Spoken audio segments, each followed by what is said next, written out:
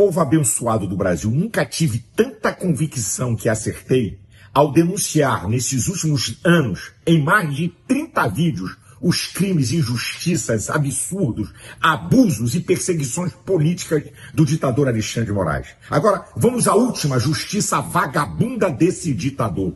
O Brasil tem tratado de extradição com a Espanha.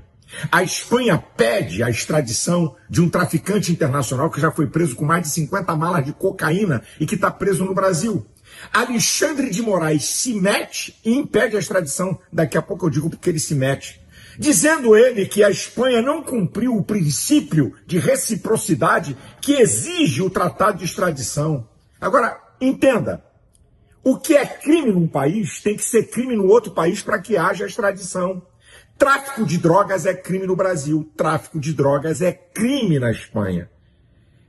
O Alexandre de Moraes reclama que a Espanha não extraditou o jornalista Oswaldo Eustáquio.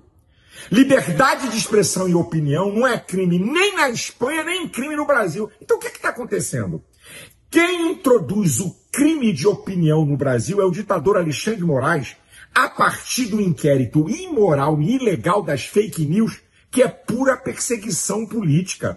Isso é uma afronta à Constituição, ao Estado Democrático de Direito e ao povo brasileiro.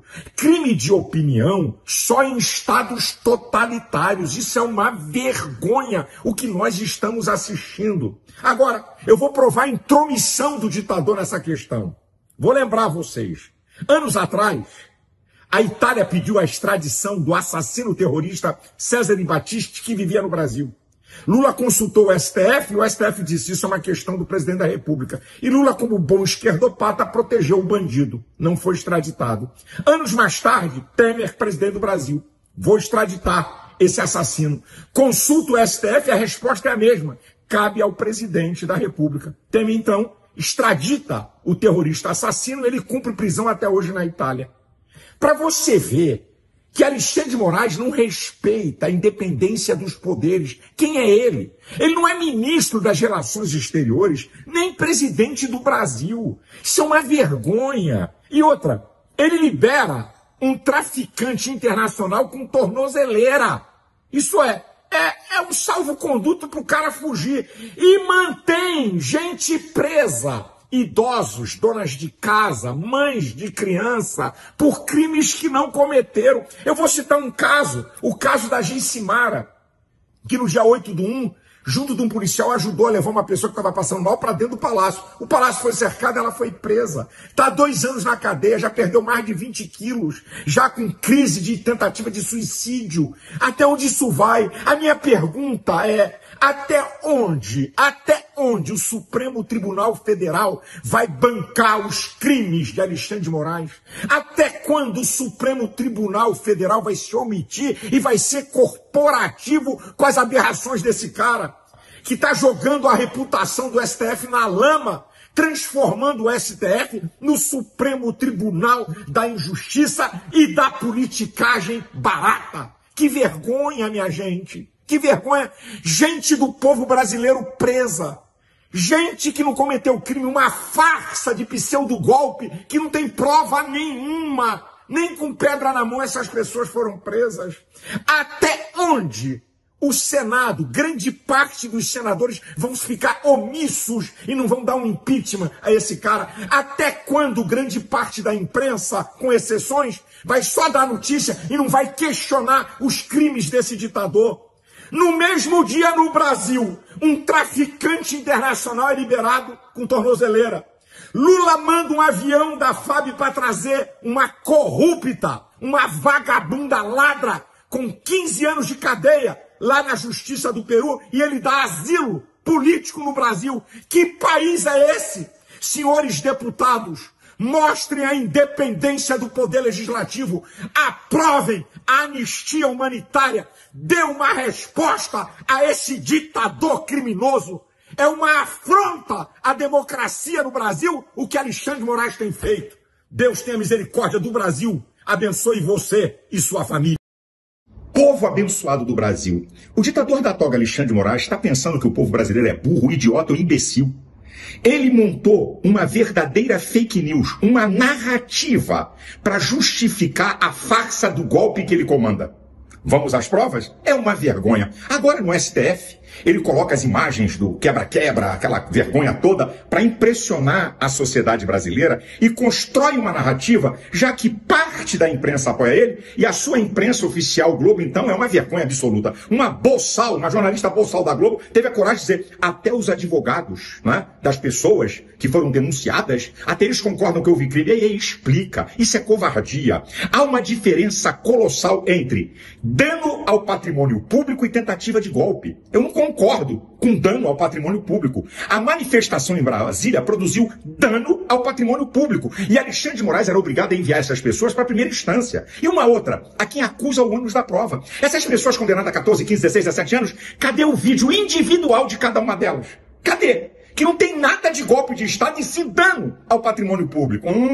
Flávio Dino escondeu, né? Então escute isso. Não seja enganado por essa narrativa que quer impressionar você com imagens. E ele é tão covarde que ele usa imagens que não estão nos autos, que advogado nenhum teve acesso. Isso é uma brincadeira, gente. E eu vou falar aqui mais uma vez, e não canso de repetir. A esquerda cansou de fazer no Brasil pior do que o dia 8. Vou dar só algumas provas. 2006, invadiram o Congresso Nacional, quebra-quebra, gente ferida. 2014, tentaram invadir o STF, os esquerdopatas, 30 policiais feridos, 8 em estado grave e vários manifestantes feridos. 2017, mais de 30 mil esquerdopatas tacaram terror em Brasília, tacaram fogo no Ministério da Agricultura, vários feridos. Então eu pergunto a Alexandre de Moraes, quantos manifestantes feridos no dia 8 do 1? Nenhum. Quantos policiais? Nenhum.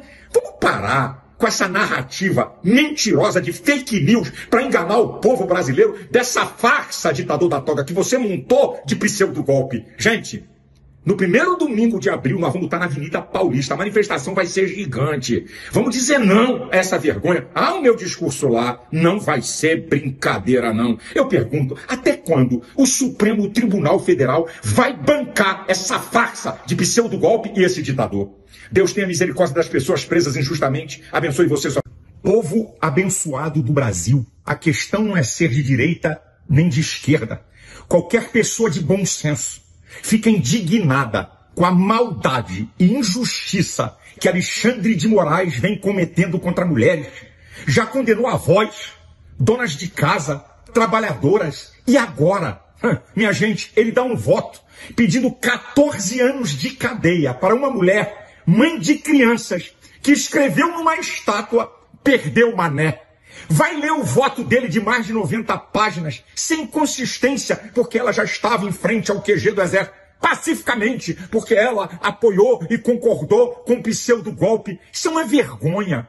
O povo brasileiro está tomando consciência de que, na verdade, é uma tremenda de uma perseguição política. Golpe coisa nenhuma. Essas mulheres foram presas sem ter pedra na mão, nem barra de ferro. Isso é uma vergonha. Até onde vai o apoio do STF a esse ditador injusto? O STF que libera corruptos que saquearam o país, como José Dirceu, que pegou mais de 30 anos de cadeia, como Lula, que pegou mais de 10 anos de cadeia, condenados em todas as instâncias, com direito à ampla defesa. O STF libera corruptos e condena mulheres, avós, idosas, donas de casa.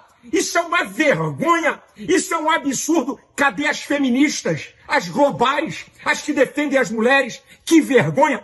Caladas diante dessa aberração. Está crescendo no povo brasileiro uma indignação.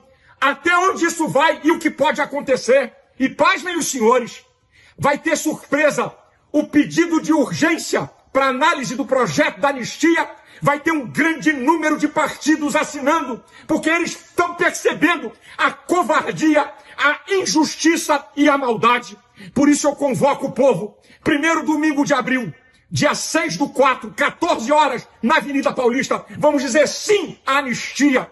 É uma covardia e uma maldade o que estamos assistindo. A minha oração é: Deus, em nome de Jesus, manifesta a tua justiça contra a injustiça desses homens maus e perversos. Deus tenha misericórdia dessas pessoas presas injustamente. Deus abençoe você e sua família. Deus abençoe o Brasil.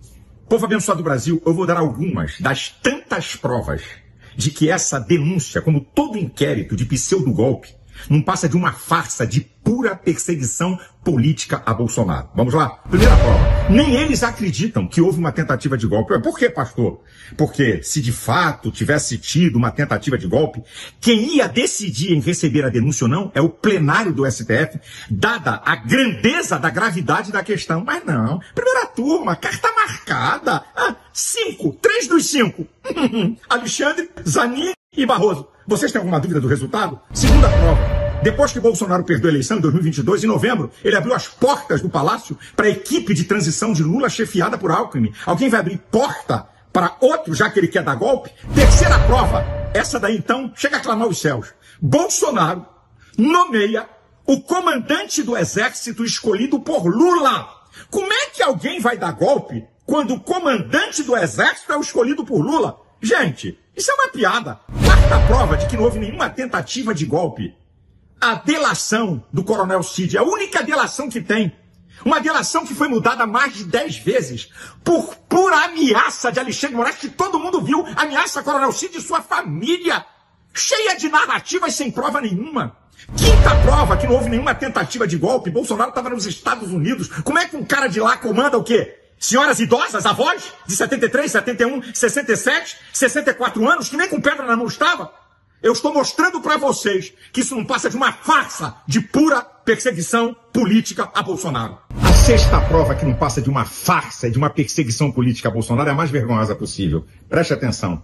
A Procuradoria-Geral da República, Paulo Gonet, levou 35 dias para apresentar a denúncia depois de receber as acusações. Os advogados tiveram 15 dias para pesquisar milhares de páginas e apresentar as defesas. A primeira turma levou 10 dias, porque hoje, dia 25 de março, é que eles estão analisando se recebe ou não a denúncia contra Bolsonaro. 10 dias para analisar milhares de páginas. Agora, escute isso aqui, para vocês verem o nível da perseguição política. E o STF deixou de ser Supremo Tribunal Federal para se tornar Supremo Tribunal da Injustiça e da Politicagem Barata. Quando Joaquim Barbosa era presidente do STF, o STF levou 1 ano e 5 meses para analisar a denúncia da PGR em relação ao mensalão. Para vocês verem, 10 dias num caso infinitamente mais grave que a denúncia de tentativa de golpe. 10 dias, mensalão, 1 ano e 5 meses. Mas não para por aí não. Não para por aí não. A velocidade que está sendo dada a esse inquérito de pseudo-golpe é 14 vezes maior do que a velocidade dada no mensalão. Mas não para por aí não. A Procuradoria-Geral da República, em 2015, apresentou uma denúncia contra Collor por roubalheira. Sabe quanto tempo o STF levou para aceitar a denúncia? 2 anos. Foi só em 2017. Ele foi condenado, mas até hoje se arrasta. E outra, ô Zanin, você não tem nem vergonha de zelar pelo teu nome? Você foi advogado de Lula na eleição de 2022 contra Bolsonaro. Você está em suspeição. Foi você que foi na Inglaterra buscar apoio internacional, porque um desembargador do TRF4 levou 102 dias para dar uma sentença contra Lula. Que vergonha. Só para provar a vocês a perseguição absurda e vergonhosa contra Bolsonaro. Eu termino esse vídeo dizendo o seguinte: eu só acredito em 2 possibilidades para mudar toda essa farsa e essa perseguição política contra Bolsonaro. Número 1, uma intervenção do sobrenatural, do divino. Que Deus, se Ele quiser, está na soberania dele e não depende de mim, uma intervenção direta nisso. A segunda, o povo. A revolta de um povo que é o supremo poder de uma nação diante de tanta injustiça. Que Deus tenha misericórdia, não é só de Bolsonaro não, de todas essas pessoas indiciadas nessa farsa política de pura perseguição. Deus abençoe você e sua família. Deus abençoe.